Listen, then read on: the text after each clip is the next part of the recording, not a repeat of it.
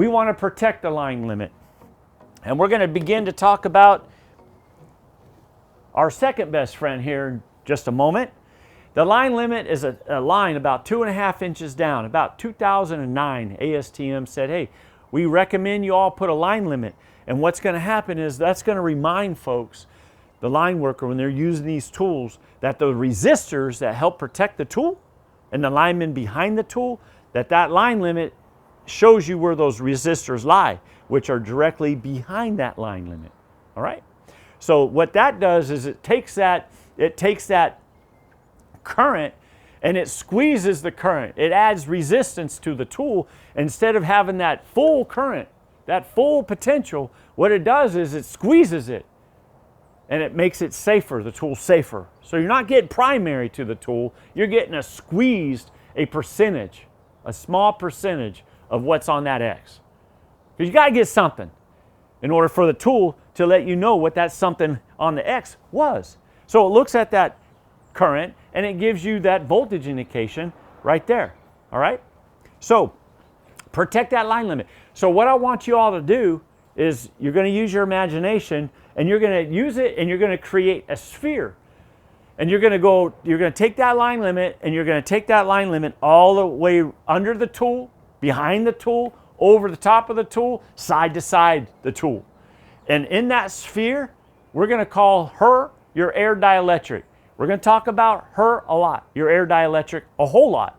She is your other best friend. I want you to take these principles as far as air dielectric and I want you to apply them in everything you do, not just Bierer meters, not just using your phasing tools, not just. We want you to really get the air dielectric right here in your head and that understanding. You'll see why in a little bit, okay? So it's so important. Protect that. We don't want to see a cabinet close in to that because that's a ground plane. Remember, they're looking at the current relation to the ground plane, so they're energized with something. There is potential on there. There is current flowing there. We don't want no ground plane here. You're going to get high numbers, very high. They're going to be skewed and they won't be accurate. And then what will happen is you could experience an arc flash. Huh? True story. You could. I was on the way to do some training for a large utility in Texas. And on my way to that utility, I was in Louisiana and the safety man calls me up. They call them safety reps at this place.